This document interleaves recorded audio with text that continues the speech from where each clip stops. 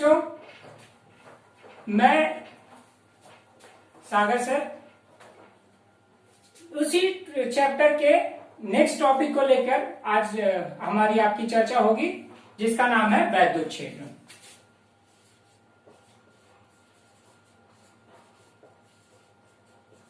वैद्युत क्षेत्र, electric field. बेटा जी, इसके पहले हमारा जो पिछला वीडियो था उसमें हमने पढ़ा था कूलाम के नियम का सदिश स्वरूप। इन सब के लिए आपको और भी कुछ चीजें हैं जो आपको बताई जाएंगी। कूलाम का नियम पढ़ा, कूलाम के नियम का सदिश स्वरूप पढ़ा। ये क्वेश्चन जो है वो 2016 में यूपी बोर्ड एग्जामिनेशन में एक बार आया है। ठीक, अब बात करते हैं कि वैद्युत क्षेत्र, इलेक्ट्रिक फील्ड। बेटा, ये वैद्युत उस अज्ञात शक्ति को कहते हैं जो हल्की वस्तुओं को अपनी ओर आकर्षित कर लेती है या प्रतिकर्षित कर देती है। ध्यान देना सर, मैंने इन सारी बातों का एक चैप्टर वो बनाया है, पीडीएफ बनाया है, वो अभी मैं आपको बाद में बताऊंगा। पहले आज इसकी बात करते हैं। तो वैद्युत क्षेत्र, इलेक्ट्रिक फील्ड का मतलब क्या है? क्षेत्र का मतलब क्या होता है? जैसे हम जनरली भाषा में कहते हैं कि इसका इतना क्षेत्र है। इतना क्षेत्र का मतलब क्या है? जैसे अगर हम दोनों हाथ फैला के खड़े हो जाएं तो और उसी अपने एक्सिस पर रोटेट करें तो जहां तक हमारे हाथ पहुंच रहे हैं वो हमारा क्षेत्र हो गया।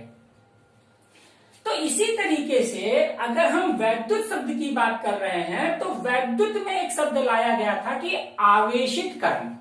तो कोई वस्तु आवेशित होने के बाद जहां तक किसी दूसरी वस्तु में आकर्षण या प्रतिकर्षण कर सकती है वह एरिया है उसका वैद्युत क्षेत्र कहलाएगा। बात मेरी समझ में आ रही है? हम आपको आज सारी बातें पढ़ाएंगे, इन सारी बातों को आपको हम बता देंगे, लिखेंगे नहीं, आपको हम सब पढ़ाएंगे।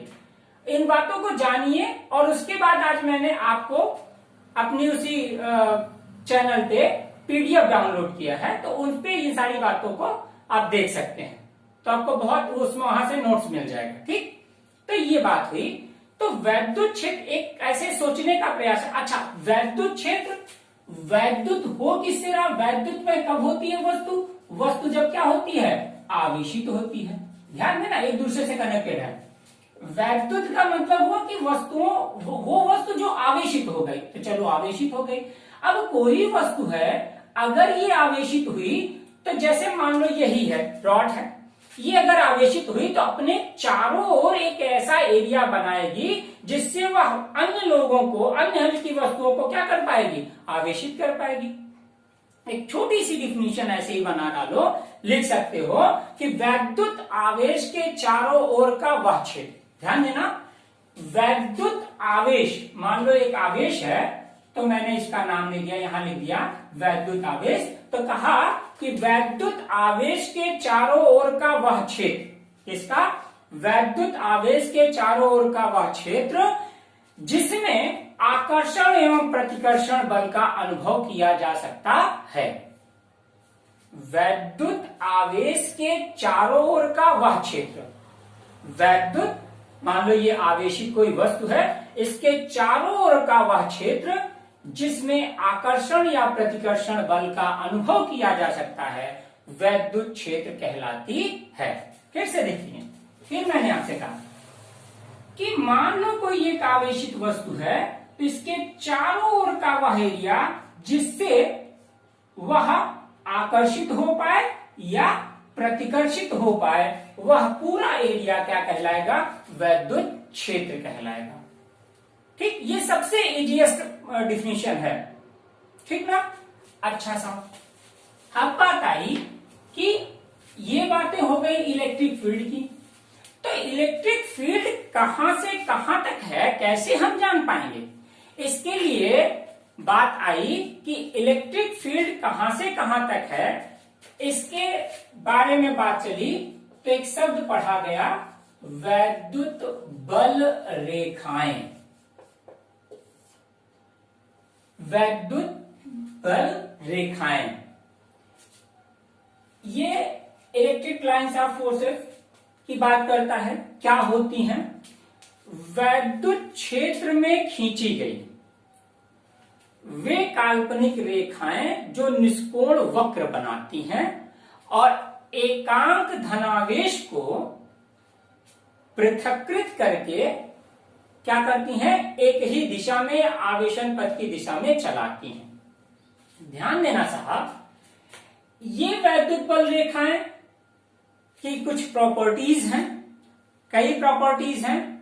उनके बारे में कैसे, क्या क्या आवेश, कब कब कौन सा आवेश वैद्युत बल रेखाओं को कैसे रिप्रेजेंट करता है, दो आवेश होंगे तो वैद्युत बल रेखाएं कहां से कहां तक जाएंगी, अगर दो समान आवेश होंगे तब कैसी वैद्युत बल रेखाएं रिप्रेजेंट करेंगी, इन सबको मैं अभी आपको फिगर के माध्यम से समझाता हूं। इसके साथ साथ बेटा जी, हम और आप एक बात और यहां पर कुछ बातें हैं, जैसे हम आपको छोटी छोटी डिफिनेशंस हैं। कैसे? जैसे एक शब्द सुनते हो तो हमने आपने पढ़ा था एप्सिलॉन नॉट, और नाम था इसमें निर्वात की वैद्युतशीलता। आपको मैं अपने पीडीएफ में इसकी परिभाषा भी बता रखा हूं। ठीक, एक शब्द आएगा आपका परावैद्युतांक, माध्यम का परावैद्युतांक, जिसे कैसे रिप्रेजेंट करते हैं? K equal to epsilon upon epsilon not. Epsilon not को हम कहते हैं माध्यम की वैद्युतशीलता, और ये होती है निर्वात या वायु की वैद्युतशीलता। इसको मैं बता क्यों रहा हूं? क्योंकि यूपी बोर्ड एग्जामिनेशन में K की वैल्यूज पूछी गई। K की वैल्यू 1 होती है, किसके लिए? निर्वात या वायु के लिए।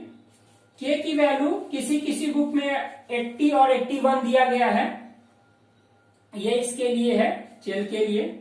फिर K की वैल्यू धातु के लिए ली गई है इनफाइनाइट। K की वैल्यू 1 से अधिक मानी गई है कुचालक के लिए। ठीक, तो ये सारी बातें हैं जो आपको पीडीएफ में बहुत आसानी से मिल जाएंगी, छोटी छोटी बातें। और मैंने पीडीएफ में जो भी एग्जामिनेशन, बोर्ड एग्जामिनेशन में क्वेश्चन आए हुए हैं, उनको मैंने आपको एकदम टिक लगा के रखा है। उनको मैंने ये प्रिफर किया है कि ये बोर्ड एग्जामिनेशन में क्वेश्चन आते हैं, तो आप उसे जरूर अपने पीडीएफ को डाउनलोड कर लीजिएगा, देखिएगा। और एक बात इसी के माध्यम से मैं अभी से इसी बीच में ही बता दूं कि मेरे चैनल का नाम है मन की फिजिक्स। फिर से थोड़ा सा बड़ा बड़ा देखो, मन की फिजिक्स बाई सागर सर। और मेरा जो नंबर है वो इतना है।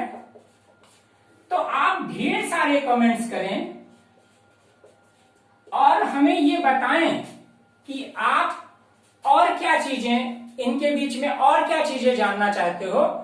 कोशिश की है कि आपको, खास करके हम उन बच्चों को देखते हैं जो हिंदी मीडियम है और अपने आप को ऐसा लगता है कि जो भी वीडियोस देखते हैं वो हिंदी इंग्लिश मिक्स होते हैं, तो कभी कभी उनको कुछ चीजें नहीं समझ में आती हैं। मैं आपको हिंदी तो 100% आपके सामने रहेगी ही रहेगी, लेकिन कभी जब आप किसी कंपटीशन में जाते हैं तो आपको हेडिंग इंग्लिश में जरूर होनी चाहिए। जैसे कोई पूछे आपसे परावैद्युतांक क्या है, तो ये होता है डाई इलेक्ट्रिक। कोई पूछ ले कि वैद्युतशीलता क्या है, उसने बोल दिया परमिटिविटी, तो तुम समझ ना पाओ कि क्या है ये। हाँ, तो परमिटिविटी क्या है? वैद्युतशीलता है। परावैद्युतांक क्या है? डाई इलेक्ट्रिक है। मतलब मैं आपको वो सारी बातें जो आपके बोर्ड एग्जामिनेशन में आती हैं उसके बारे में, वो सारे मेरे वीडियोस आपके लिए बहुत हेल्प करेंगे। ठीक, और मैं किसी ना कि अभी एक चैप्टर खत्म करने दो तो मैं एक आध बार आपसे कुछ मोटिवेशनल क्लास के रूप में आपकी थोड़ी सी चर्चा भी करेंगे। आइए, अब बात आती है वैद्युत बल रेखाओं की। तो वैद्युत बल रेखाएं क्या हैं, कैसे हैं, इनके बारे में हम बात करते हैं।